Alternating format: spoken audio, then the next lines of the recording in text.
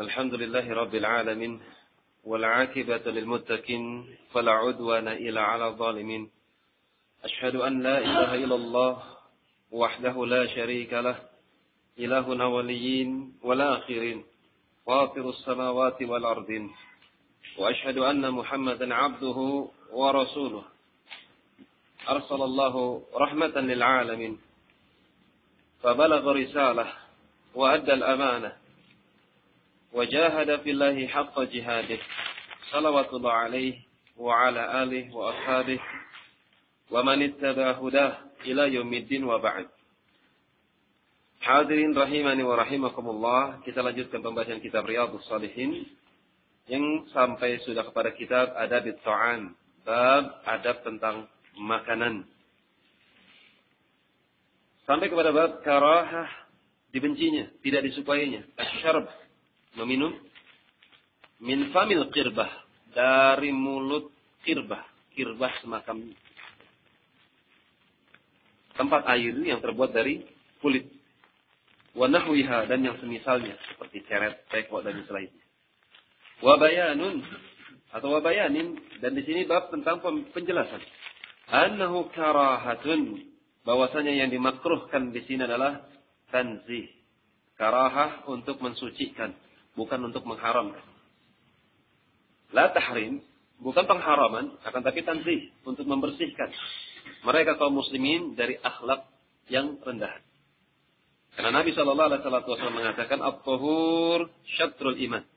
Tahur itu syatrul iman. Suci adalah bagian daripada keimanan.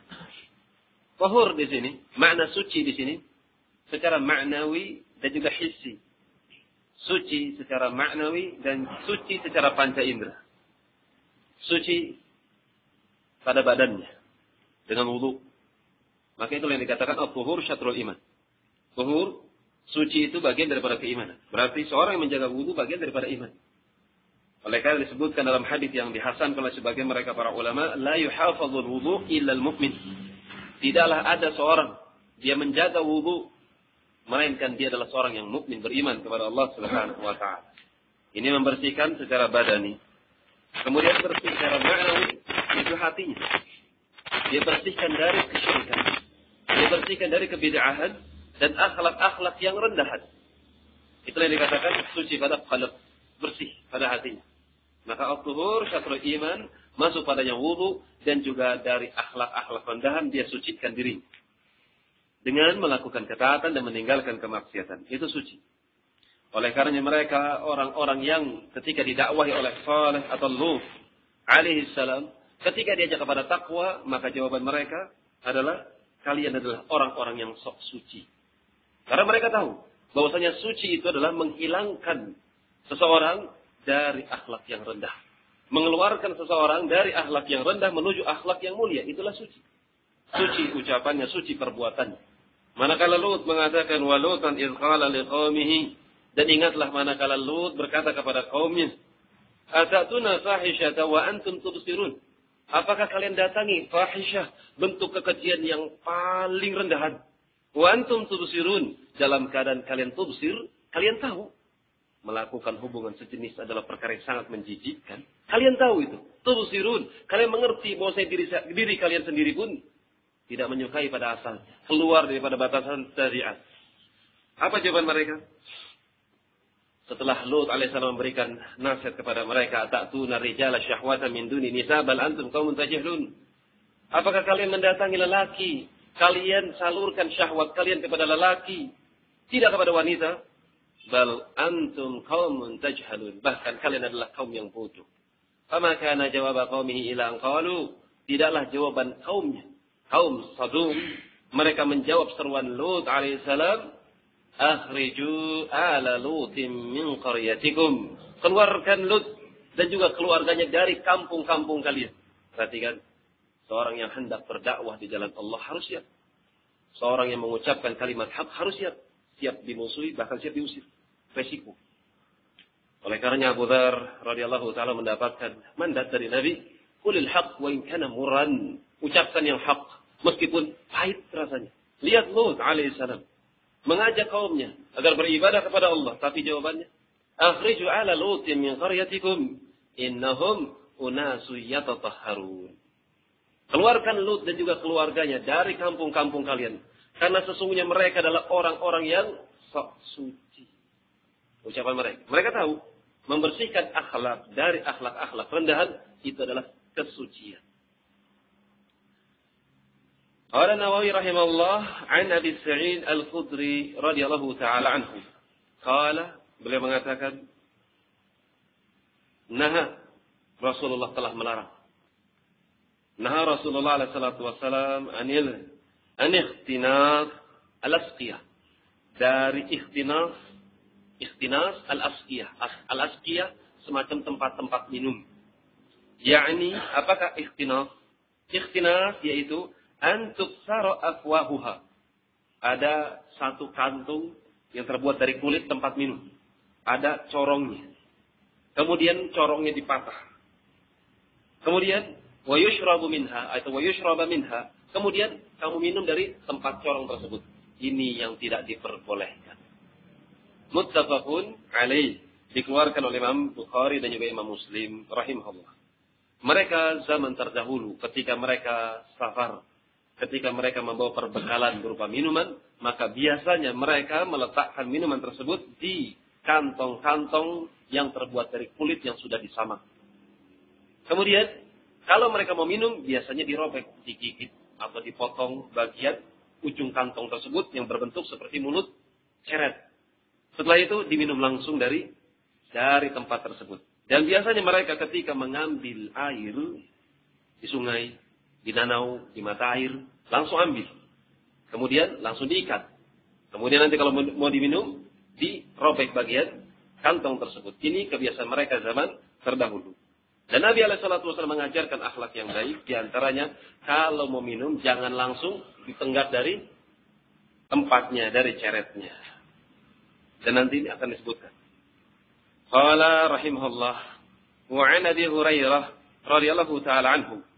Dari Abu Hurairah, Abdurrahman bin Sakhr, semoga Allah meridai. Qala, nah Rasulullah sallallahu alaihi wasallam. Bahwasanya Rasulullah telah melarang. Ayyushraba min fi siqai awil qirbah. Nabi telah melarang kepada kita untuk meminum langsung dari siqa, seperti teko, awil qirbah, atau tempat minuman. Langsung tanpa ada gelasnya. Muttafaqun alaih, dikeluarkan oleh Imam Bukhari dan juga Imam Muslim rahimahullah. Adapun illah di antaranya kata Syekh Utsaimin rahimahullah, karena kadang disebutkan ada seorang ketika mereka mengambil air di tempat sungai, kali atau danau, oase di tengah padang pasir, ketika mereka mengambil air dengan kantong-kantong kulit mereka, tempat-tempat minum mereka, kemudian mereka ikat, kemudian ketika mereka gunting, mereka potong, mereka gigit, kemudian langsung diminum tenggap dengan ceretnya langsung dari tempat minumnya, maka yang keluar ternyata ular. Maka berapa bahaya? Bahaya sekali. Apabila ular tersebut langsung kena mulut.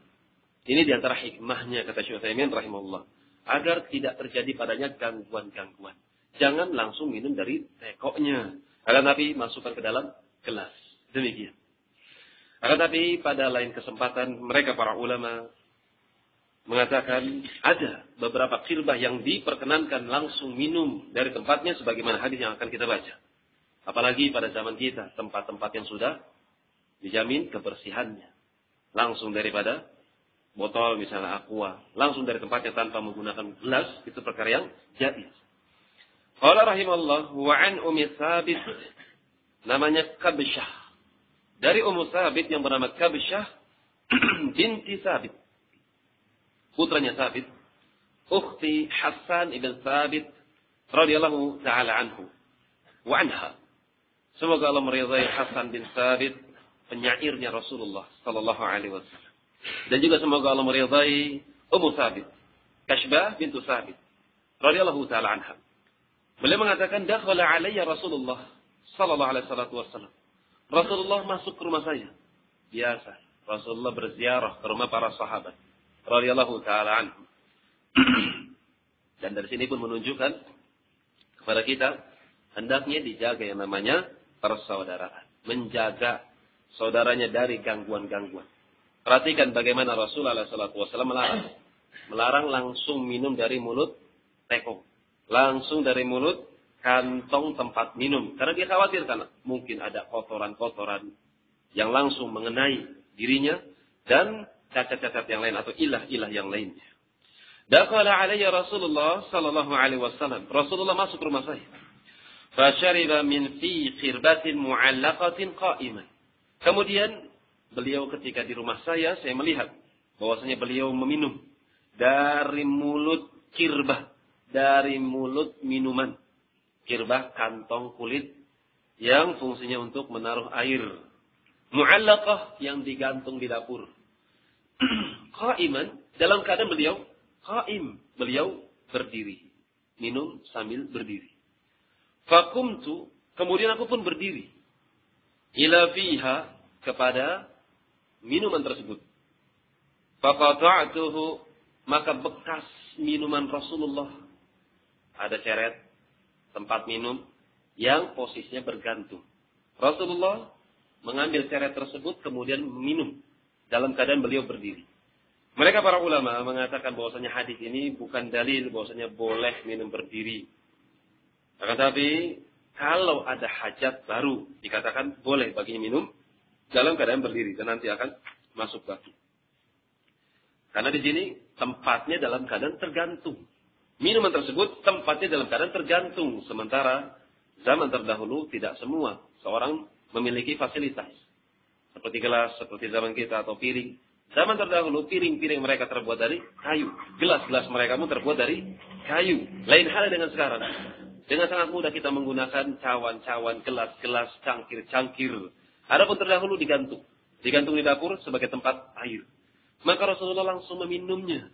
Dalam keadaan beliau tidak duduk. Karena keadaan demikian.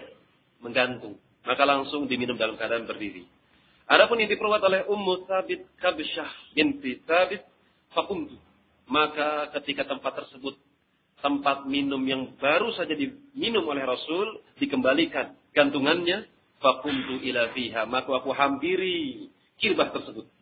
Faqata'tuhu. Kemudian aku gunting, aku potong. Bekas Rasulullah dipotong. Diambil. Rawahu Tirmidzi wa qala haditsun hasanun sahih. Dikeluarkan oleh Imam Tirmidzi dan dikatakan oleh beliau hadis hasan sahih dan disahihkan oleh para ulama. Kata Imam Nawawi rahimahullah, wa inna ma qata'tuha atau qata'atha, adapun alasan kenapa beliau Ummu Thabit radhiyallahu taala anha qata'atha, memotongnya. Alasannya litahfadha mawdi'a fani Rasulillah sallallahu alaihi wasallam. Untuk menjaga bekas mulut Rasulullah sallallahu alaihi wasallam.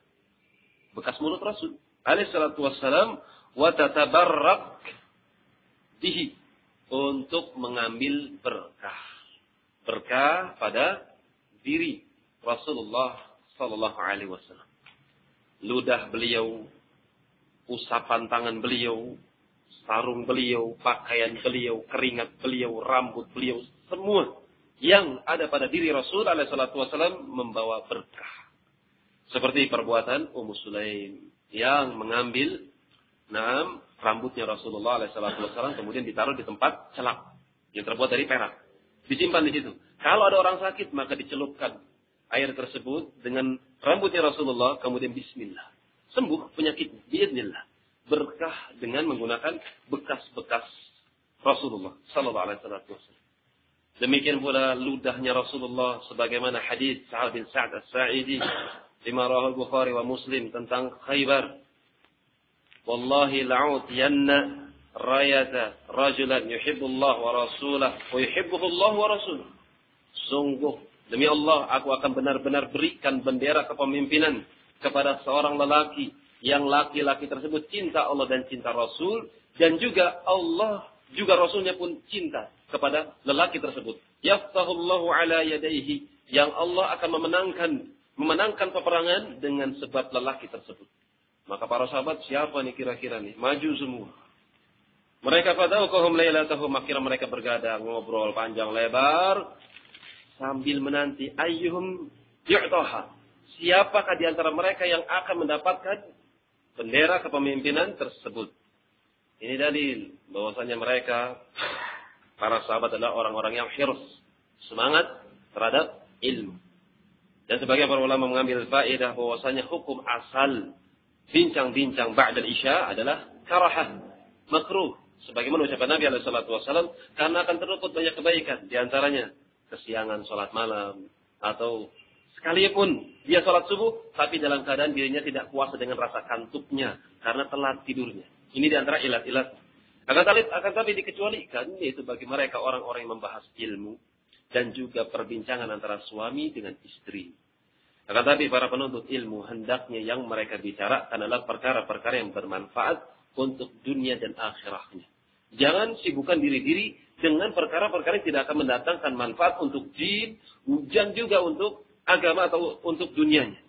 Seperti panjang lebar yang dibicarakan adalah syahwatul batn wa ma tahta. Apa sih? Syahwat perut dan apa yang ada di bawahnya. Penuntut ilmu, aib kata Syekh Utsaimin kalau ngobrolin akhwat. Gimana mau tadud enggak? La ilaha illallah.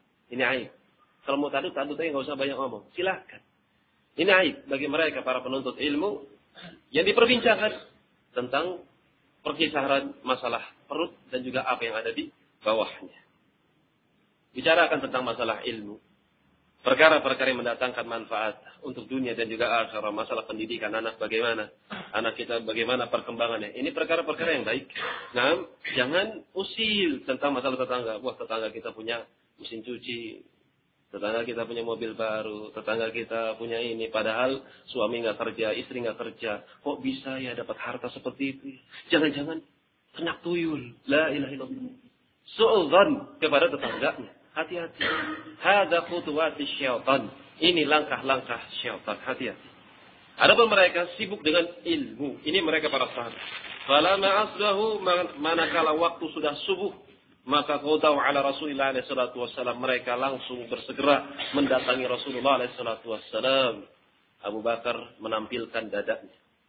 Umar demikian. Bahkan beliau mengatakan, tidak pernah aku mencintai hubbur riyasah illa yauma idzin. Tidak pernah aku mencintai kepemimpinan kecuali hari itu saja. Ingin menjadi komandan. Ingin menjadi pembawa bendera Rasulullah SAW. Tapi bukan keinginan maliyah. Bukan keinginan syakhsiyah, nafsiyah. Bukan keinginan individu atau jiwa. Jadi pemimpin, jadi pejabat, jadi orang besar. Bukan. Tapi ingin mendapatkan kalimat yuhibbullah wa rasuluhu wa yuhibbuhullahu wa rasuluhu. Orang ini cinta Allah dan Rasul. Dan yang paling besar, Allah dan Rasulnya cinta kepada orang tersebut. Maka mereka berlomba-lomba. Saya ingin mendapatkan kecintaan dari Allah dan Rasul. Itu yang paling harus kita perhatikan. Kecintaan dari Allah dan kecintaan dari Rasul ketika hidup ya. Kecintaan dari Allah. Kalau kita ngaku kami cinta kepada Allah. Itu perkara yang lumrah. Perkara yang wajar. Orang-orang soleh pun demikian. Banyak manusia yang cinta kepada Allah Subhanahu wa ta'ala. Bagus. Perkara yang sangat mulia. Mencari kecintaan Allah Subhanahu wa ta'ala. Akan tapi yang paling besar dan paling penting adalah bagaimana cara agar Allah cinta kepada diri kita. Tentunya dengan takwa Allah. Itulah mereka, para sahabat. Ternyata setelah berkumpul yang dicari siapa? Aina Ali bin Abi Thalib. Di mana Ali bin Abi Thalib? Kemudian dikatakan faqila huwa yashtaki ainai. Wa ya Rasulullah, Ali itu sakit kedua matanya. Fa ursilu bih, diutuslah orang kepada Ali radhiyallahu taala anhu, fa utiya bih, kemudian didatangkan ini dia Ali wahai Rasul alaihi salatu wassalam. Apa yang dilakukan oleh Rasul? Fa basakha ainai, maka diludahi kedua mata Ali radhiyallahu taala anhu. Kemudian wada'alahu, kemudian mendoakan kebaikan kepada Ali radhiyallahu ta'ala anhu, fa bara'a, maka sembuh seketika, ka'an lam yakun lahu waja', seolah-olah enggak pernah merasakan rasa sakit. Lihat berkahnya Rasulullah alaihi salatu wasallam, ludahnya, usapan tangannya. Akan tapi jangan coba-coba, jangan macam-macam. Antum sakit mata ya, sini tak ludahin. Hilang hitamnya nanti. Buta. La ilaha illallah. Adapun Rasul alaihi salatu wassalam, maka beliau adalah seorang yang berberkah. Adapun berkah yang dicari di sini adalah wa tatabarrak bihi, mencari berkah dengan bekas-bekas Rasul, ini khusus milik Rasul sallallahu alaihi wasallam. Buktinya Sadatul Aulia, tuannya para wali siapa? Abu Bakar As-Siddiq, Umar, Utsman, Ali. Ternyata tidak ada para sahabat satupun, tidak ada di antara mereka ketika Abu Bakar meludah, nggak ada yang ngambil. Ketika Abu Bakar meninggal, nggak ada yang ngambil rambutnya, nggak ada yang ngambil pakaian, tidak ada. Karena mereka tahu seluruh para sahabat radhiyallahu taala anhum bahwasanya berkah itu hanya milik tubuhnya Rasul alaihi salatu wassalam. Sesoleh apapun tidak ada berkah pada dirinya. Kalau mau cari berkahnya orang soleh, bukan dengan peninggalan badannya, tapi peninggalan dakwahnya. Lihat petuah-petuahnya diamalkan. Nasihat-nasihat baiknya, contoh-contoh tauladan yang telah dicontohkan oleh Imam Fulan, oleh Syekh Fulan. Ikuti itu, cari berkah. Bukan dengan mendatangi kuburannya, meminta doa kepadanya, bukan. Tapi dengan mengikuti petuahnya, itu taqwallah. Mencari berkah dengan kitabullah. Karena Al-Quranul Karim adalah mubarakun. Wa anzalna ilaikal kitaba mubarakun. Dan kami telah turunkan kepada engkau, wahai Muhammad sallallahu alaihi wasallam, kitab. Bagaimana sifat kitab tersebut? Mubarakun. Liyadabbaru ayatih. Itu berkah. Al-Quran adalah berkah, kitab yang membawa berkah. Liyadabbaru ayatih, agar mereka manusia mentadaburi isi kandungan Al-Quranul Karim. Sudah kita merenungi isi kandungan Al-Quran? Sudah baca kita Al-Quranul Karim hari ini? Sudah mempelajari 1 juz, 2 juz, surat-surat pendek? Minim. Maka sepatutnya bagi kita untuk semangat kepada kitabullah. Kembali kepada kitabullah. Karena Allah Subhanahu wa taala mengatakan, Qasin tilka ayatul Qur'an wa kitabil mubin hudaw wa busyra lil mu'minin. Qasin, kami turunkan. Itulah Al-Quranul Karim, bacaan, kitab yang sangat terang. Huda, petunjuk, wa busyra, dan juga kabar gembira lil mu'minin, bagi mereka orang-orang mukmin. Dan juga firman-Nya, awalam yakfihim anna anzalna 'alaikal kitaba yutla 'alaihim. Apakah belum cukup kepada mereka manusia? Kami turunkan Al-Qur'an kepada mereka, kepada engkau wahai Muhammad alaihi salatu wasallam, yang kemudian dibacakan di tengah-tengah mereka. Inna fi dzalika la rahmatu wa dzikra liqaumi yu'minun. Sungguh dalam Al-Qur'an Allah yang mensifati, bukan saya, bukan Muhammad sallallahu alaihi wasallam, tapi Rabbul Arsyis Azim, yang memiliki arsy yang mulia. Rabbus samawati wal ardh, yang memiliki langit-langit dan bumi penciptanya. Dia yang memuji Al-Quran. Inna fi dzalika la rahmah. Sungguh di dalam Al-Quran terdapat rahmah wa zikr. Dan peringatan, pelajaran. Liqaumi yu'minun, bagi mereka orang-orang yang mukmin. Maka baca Al-Quran. Kembali kepada Al-Quran. Renungi makna-maknanya. Pelajari apa yang mudah. Kalau ada kajian tafsir, Masya Allah. Pelajari Al-Quranul Karim. 1 juz, 2 juz, 3 juz. Masya Allah. Kebaikan. Khairun katsir. Kebaikan yang sangat banyak. Karena Allah mengatakan, Inna hadzal Qur'an yahdi billati hiya aqwam. Wa yubashshirul mu'minina alladhina ya'maluna salihat anna lahum ajran kabira. Sesungguhnya Al-Quran itu betul-betul membimbing suatu kaum. Dan mengajak mereka untuk mengamalkan dengan amalan-amalan yang saleh. Dan bagi mereka orang-orang mukmin, mereka mendapatkan ajran kabiran. Pahala yang sangat besar. Dengan sebab Al-Quran Al-Karim. Tatabarraka bih wa tasunahu an ibtidal. Dan sebagai bentuk penjagaan dari pelecehan. Masya Allah. Ini bukan sunnah Nabi. Ini kita berbicara bukan tentang sunnah, tariqah, manhajnya Nabi. Bukan. Tapi cuma bekas minum. Lihat bagaimana ta'zimus sunnah. Pengagungan terhadap sunnah seorang sahabiat. Ummu Thabit Kabsyah binti Thabit radhiyallahu ta'ala anha. Perhatikan apa yang dia lakukan. Dipotong bekas bibir Rasulullah sallallahu alaihi wasallam. Selain untuk mencari berkah bekas mulutnya Rasul. Tapi menjaga bekas peninggalan Rasul sallallahu alaihi wasallam. Ini bekas mulut saja. Lantas bagaimana dengan sunnahnya? Tentu mereka lebih mengagungkannya. Maka tanamkan ya ikhwan, Tanamkan kecintaan kepada sunnah, kepada diri antum, terlebih utama juga kepada istri.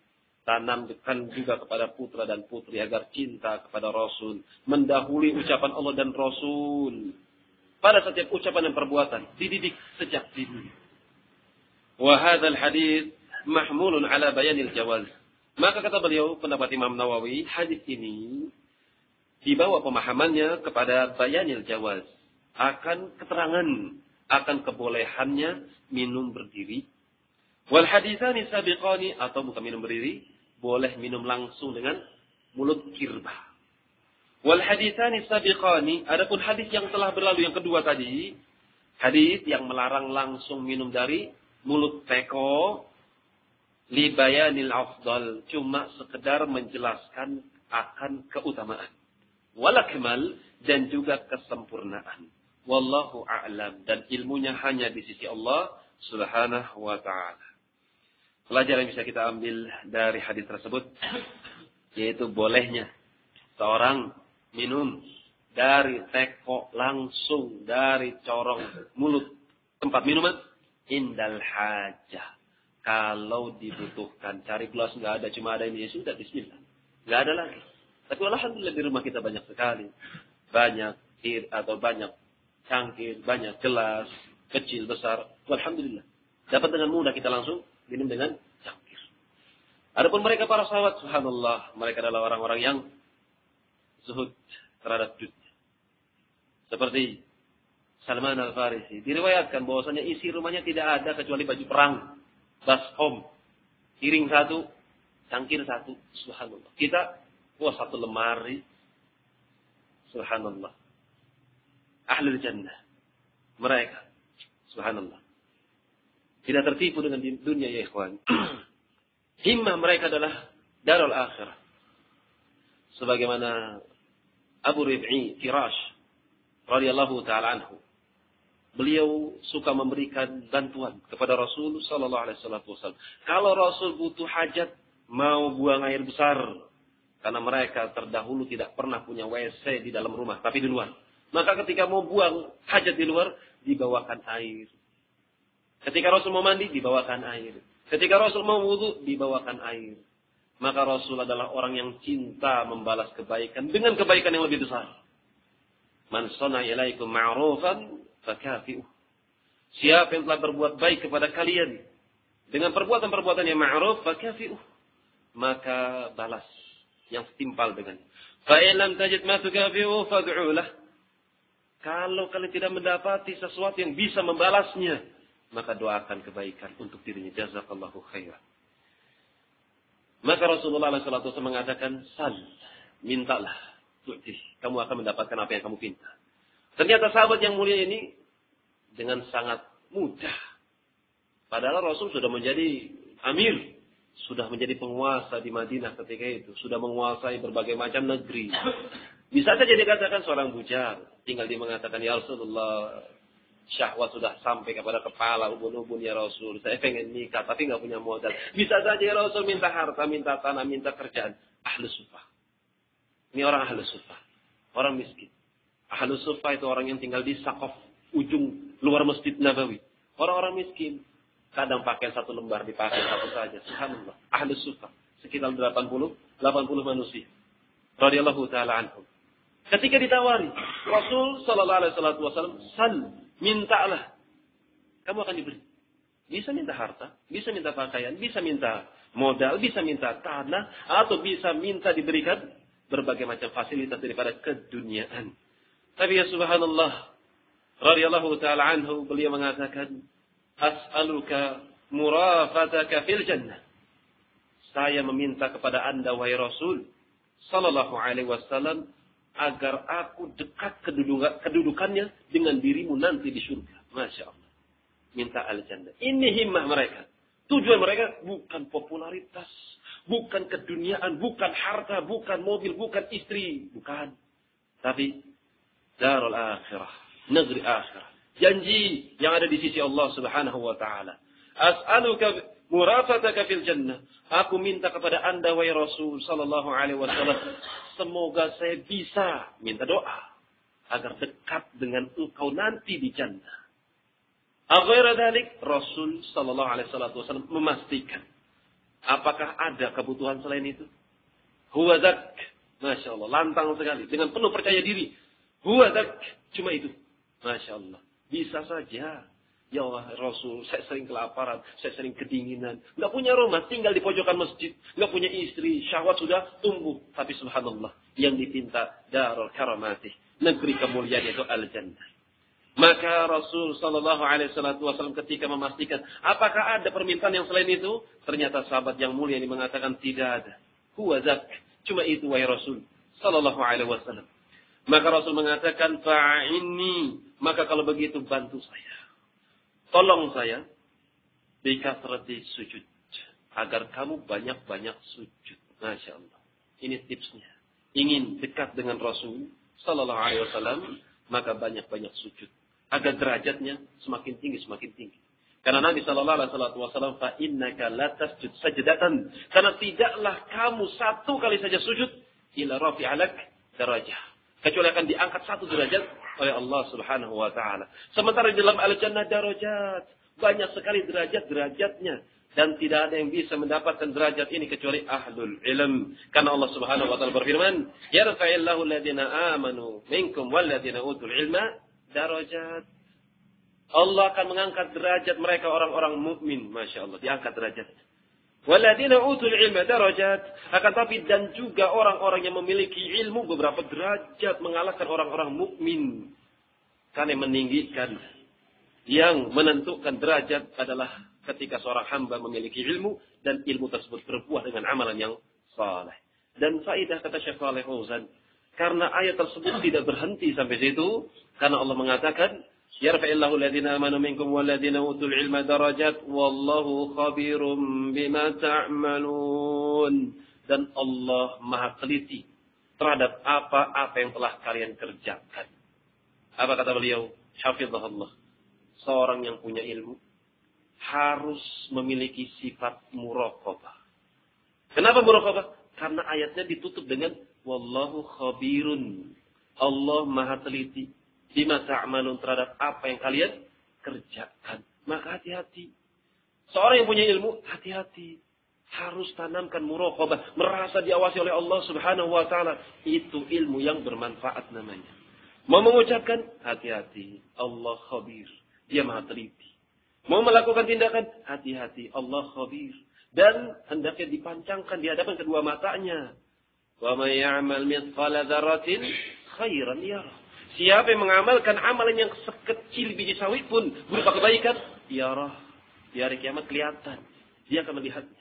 Wa may ya'mal mithqala dzarratin syarra yarah. Dan siapa yang mengamalkan dengan amalan meskipun sebesar biji sawi berupa syarra, kejelekan, yarah, dia akan melihatnya. Perhatikan, barakallahu fikum, kata As-Sa'di rahimahullah, yang kecil aja dihadapkan sama Allah.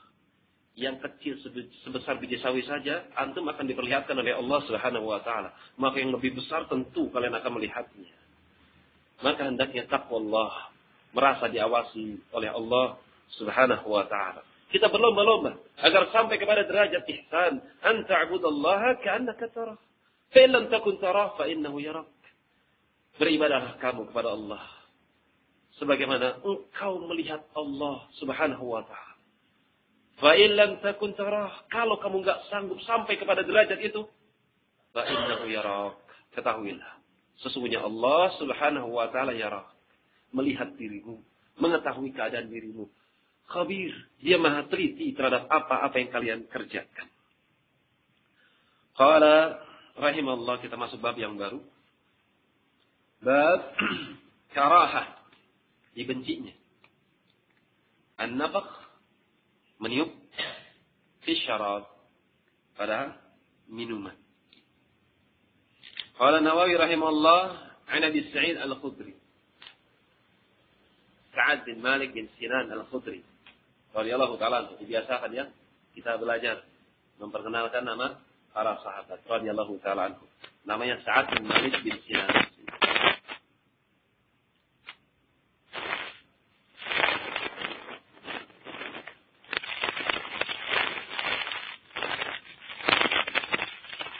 Semoga Allah meridai beliau. Anna Nabi sallallahu alaihi wasallam, bahwasanya Nabi sallallahu alaihi wasallam naha, melarang. Anin nafsi, meniup. Ini niup nafas. Nafas itu meniup seperti demikian. Tidak tiup kencang, tapi seperti meludah. Itu nafas. Kecil tiupannya. Lantas bagaimana dengan yang besar? Yang kecil dilarang oleh Nabi sallallahu alaihi wasallam. Nabi melarang anin nafsi fi syarab, dari meniup fi syarab di dalam minuman. Faqala rajulun, maka ada seorang lelaki berkata, al-qadah araha fil ina. Ya Rasulullah, aku melihat ada kotoran. Qadah, kotoran seperti kotoran mata atau kotoran-kotoran yang kecil seperti itu modelnya. Aku melihatnya ada kotoran fil ina, di air tersebut, di cangkir, di gelas. Faqala, maka Nabi sallallahu alaihi wasallam mengatakan, ahriqha, alirkan saja, buang. Kalau ada cangkir, air segelas, ada kotoran atasnya, buang sedikit saja. Jangan ditiup. Qala, orang ini mengatakan, inni la arwa min nafsin wahidin. Wahai Rasul sallallahu alaihi wasallam, sesungguhnya aku adalah orang yang enggak bisa minum langsung satu kali napas. Saya enggak bisa seperti itu. Qala, maka Nabi alaihi salatu wasallam mengatakan, sa'adinil qadah idzan anfik.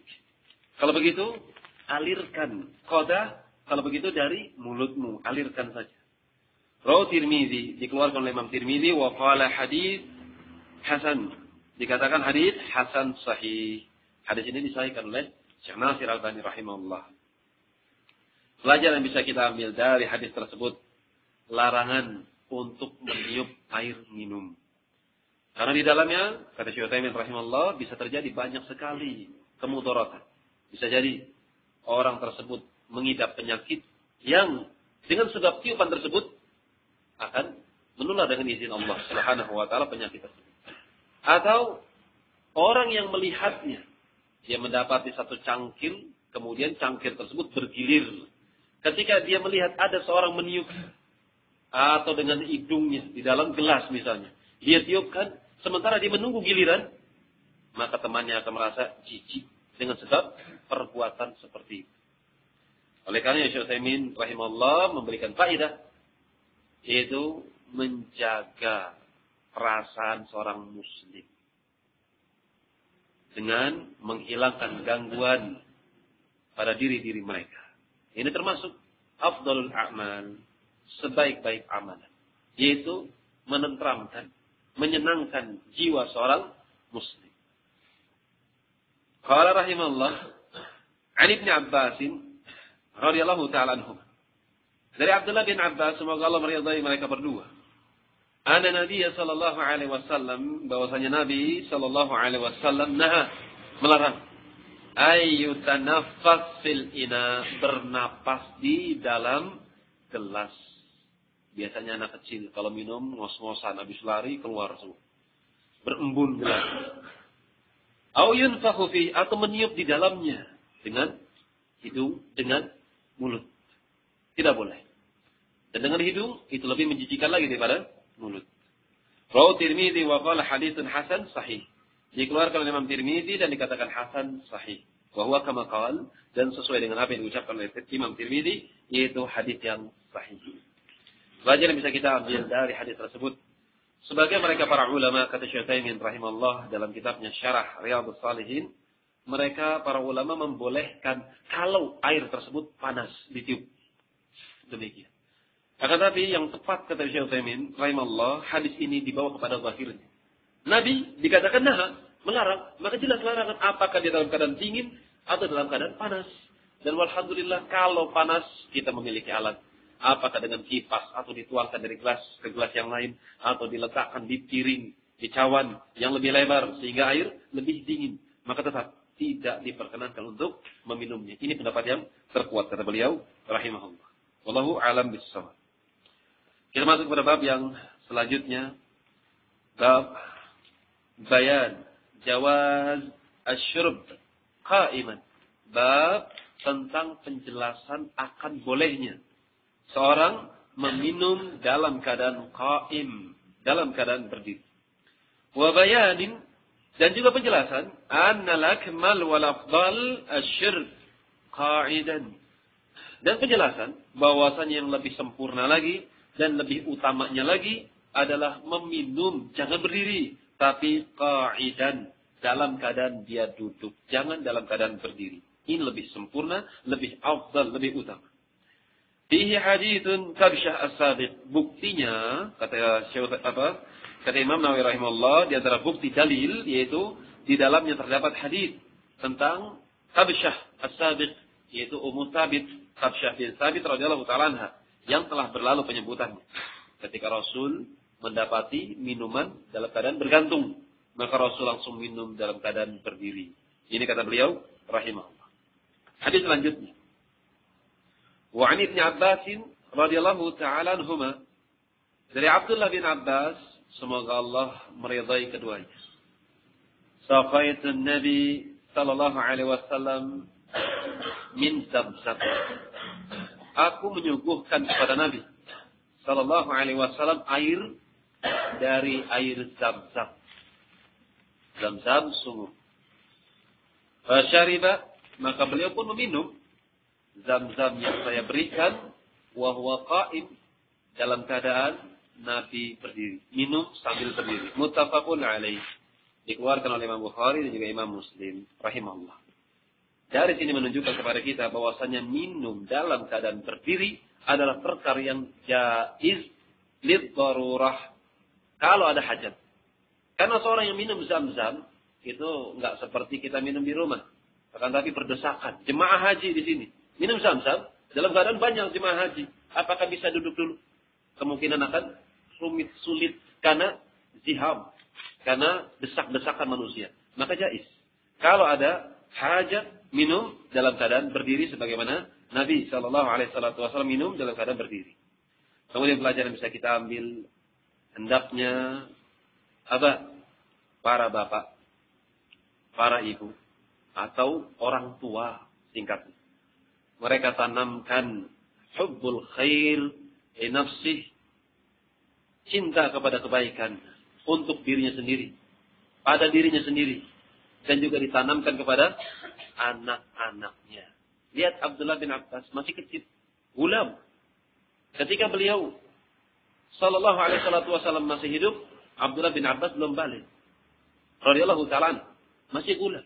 Akan tapi lihat bagaimana apa yang beliau perbuat sejak dini, sejak kecil sudah mau memberikan air kepada Rasul. Dalam artian sedekah. Sebagaimana jemaah-jemaah teman-teman kita kalau bercerita di haji sana, nah mereka mendapati bahwasanya ada satu keluarga ketika mendapati jemaah haji, maka ada bapak-bapak dan ibu-ibu dan juga anak-anak yang diajak untuk menawarkan minum Zamzam kepada para jemaah. Zamzam ya akhi, Zamzam ya akhi. Sejak dini diajarkan untuk sedekah. Sejak dini ditanamkan untuk cinta kepada kebaikan untuk saudaranya. Apakah itu bentuknya sedekah? Yang kecil apakah berupa minuman atau berupa harta atau pakaian dan selainnya? Dilatih. Oleh karenanya manakala antum mendapati entah itu seorang pengemis mengetok rumah antum, nah bukakan pintu tersebut dan latih putra dan putri antumlah yang memberikan uang tersebut, bukan antum. Dilatih anak untuk cinta sedekah. Dilatih anak untuk mencintai orang lemah. Dilatih sang anak untuk mengimani hari akhirat. Hari akhir bahwasanya ini akan mendapatkan jaza, wahai bulan, wahai anakku. Nanti Allah akan membalasmu akan perbuatan yang telah kamu lakukan kepada si fulan, fakir, miskin. Berikan kepada si fulan. Anak semangat. Dan ini akan tertanam ketika anak tersebut sudah menjadi besar. Orang tua saya Masya Allah dulu demikian-demikian. Kita tidak mengharapkan pujian sang anak. Akan tapi kita yang inginkan adalah anak tersebut terbiasa untuk melakukan kebaikan sampai usia mereka dewasa. Dan anak kalau sudah dididik dengan pendidikan Islami, maka yang akan merasakan kembali orang tuanya. Manakala orang tua sudah sepuh, sudah tua, sudah tidak sanggup berjalan, tidak sanggup lagi masuk kamar mandi kecuali harus dipapah, maka disitulah letak pendidikan Islam. Dia akan merasakan rahmat anak tersebut dengan sebab dididiknya anak tersebut dengan pendidikan agama. Kalau pengamen, gimana? Gimana kalau pengamen? Bawa gitar, bawa biola, bawa harmonika, nyanyi depan rumah. Apa boleh dikasih? Wala ta'awanu 'alal itsmi wal 'udwan. Jangan antum ta'awun 'alal itsmi wal 'udwan. Dalam hal dosa dan juga dalam hal permusuhan. Kalau naik mobil gimana? Antum rental mobil, malam-malam jam 10, lampu merah. Pengamen, wah, ini syaitan di suratil ins. Antingnya luar biasa, pakaiannya, la ilaha illallah, mulutnya bau narkoba misalnya. Atau anak-anakan. Sementara mobil rental, antum nggak ngasih uang 1.000, lecet mobil. Ini Jakarta kayak gitu ya, nggak dikasih, diludahin mobilnya. Atau spionnya dipatahin, atau digaruk. Sementara mobil orang, antum rental. Antum ngasih 1.000, mudaratnya kecil. Antum nggak kasih, digariskan mobil antum, wah lumayan 500.000 keluar. Bagaimana solusinya? Gimana? Kasih aja. Wah selamatlah 1.000 daripada lecet. Jadi pakai siasat ya ikhwan. Kalau dia adalah orang muslim dia, ajak ngaji saja. Antum bisa ngaji kuliah il kafirun? Bisa, ayo baca ngaji. Ngaji.